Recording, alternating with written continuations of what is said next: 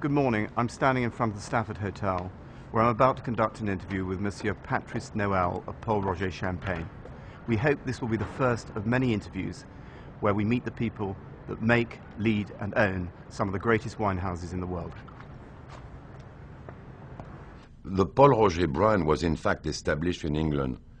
And I think that from the beginning, the Pol Roger company produced wines to satisfy the British market. And the British market like old wines, and we do love old wines. Just touching on the cuvée Sir Winston Churchill, the first vintage was 1975. Yes. There have been now 12 vintages to 1999.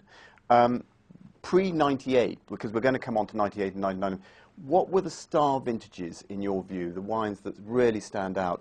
And for a market that likes and is appreciating the qualities and the magic of old champagne, which ones do you think are worth a mention? I think the 1982 was absolutely stunning. I tasted it once only. The 75, I was never given the chance to taste it, so I can't talk about it. But the 82 was stunning. And then I would say the 88 was extraordinary. The 1990 is fantastic.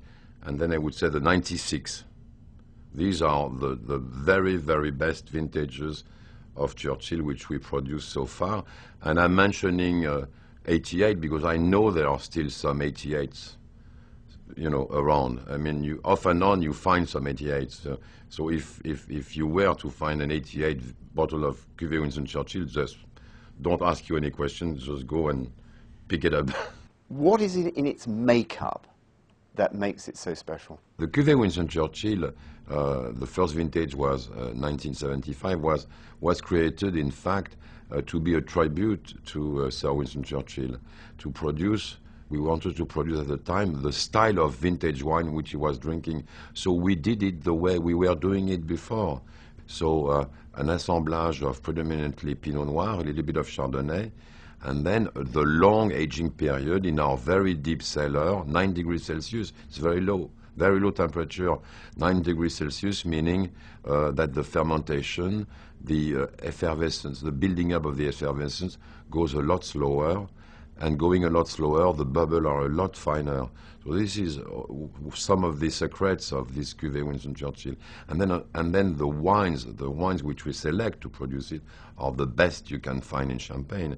They are the wines coming from the 10,000 existing hectares of Champagne when Churchill was drinking Pol Roger in between 1900 to 1960. Because Champagne in between grew a lot from 10,000 to 32,000 hectares. So all these little things, the cool cellar, the assemblage, the special assemblage, the fact that the wines are coming from the heart of Champagne, really the very best Grand Cru vineyards, makes it that this is such a special wine. This is a wine that you buy by the bottle, or, I forgot to tell you, by the magnum eventually. A Champagne wine, any Champagne wine, but Cuvée Winston Churchill on top of that, is so much better in magnum bottle. People forget that when you open a bottle of Champagne with friends, you usually do not open one bottle, you open two. Never forget to open a magnum rather than two bottles. And for Cuvée Winston Churchill, the magnum bottle is so much better. The wine ages so much nicer. These are your current vintages, vintage 98 and 99. In your words, they're obviously different wines, but what makes them special cuvées that are a substantial cut above the rest? In Champagne, you have to understand that to produce something, as you said, cut above the rest, it's an addition of a lot of little details. First of all, the crop 98 and the crop 99 were absolutely beautiful crop. And then there is something which so far I've not had a chance to mention, the Cuvée Winston Churchill, the Cuvée, the assemblage. This is not done by only our chef de cave. Of course, our chef de cave is there, but the Cuvée, this is a family day. This is a family thing. We usually do the Cuvée mid-January, and the whole family, whether it is the family working in the business or the family who is retired and who is shareholder, but no longer, we meet all together. So we have usually now 3 generations of Pol Roger meeting together to decide the way we will blend, assemble the wine together. This is very important. It's amazing. I mean, it's like the grandfather looking at the way his grandson is working, making sure that the grandson is not doing any mistake. And it gives to this assemblage, you know, the assemblage of persons, younger generation, older generation, the younger following maybe the trend, and the older generation sort of making sure that the younger doesn't follow too quickly. This is all about building a cuvée, building a wine, and building its fame. Because the wine is extremely famous. I mean, any wine collector in the world knows about Cuvée Winston Churchill, has had a chance to taste a Cuvée Winston Churchill, has Cuvée Winston Churchill in his cellar. This is all this sort of dream behind the production, the assemblage, which people are also looking for. This day where we met together, it's a lovely day. I mean, it's a dream. This is the ultimate dream of someone like me who has been in the wine trade for 37 years. You give birth to a baby, and I think that when you reach the age I have now, I mean, the ultimate pleasure in life is to produce something nice. And this day is one of these days which I never forget. The extraordinary achievement of Sir Winston Churchill Special Cuvée is that you've been able to cast back to the great man himself and find parts of his character and then relate them to the wine.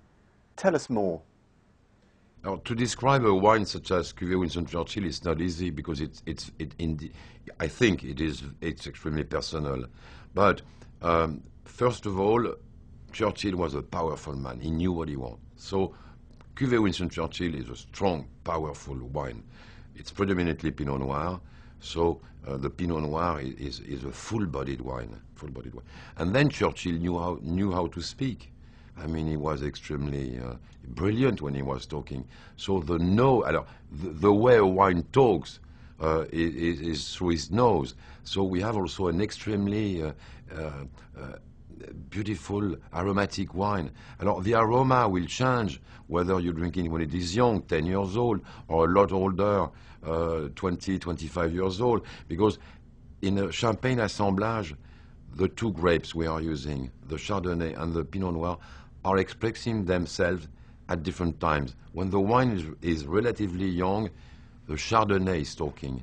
And then when the wine gets older, when the wine gets some bottle age, then the Pinot Noir. And the Pinot Noir, like for the red Burgundy, fruits, red fruits, black currant, cassis, strawberries, and then when the wine gets older, leaves, sous-bois, underwood. I don't have the words. When it gets even older, tobacco. Churchill used to love cigars, so you have notes of tobacco at one point. It's a dream wine, and it evolves. It's never the same thing. It's like a wine is like a human being. The wine is not the same thing when it is young and when it is old.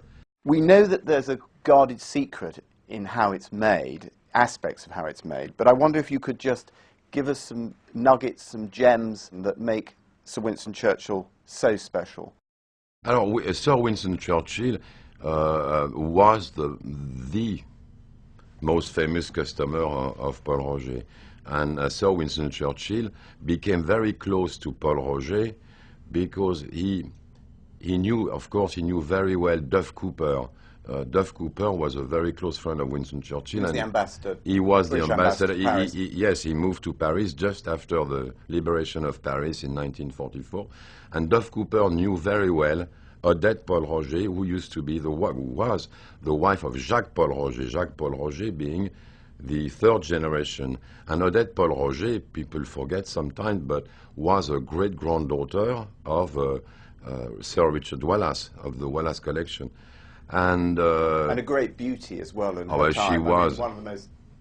Well, if she looked like Grace Kelly. She was absolutely beautiful, And when Churchill met Odette Pol Roger in 1945 at the English embassy in Paris on the invitation of Duff Cooper, Churchill fell apart.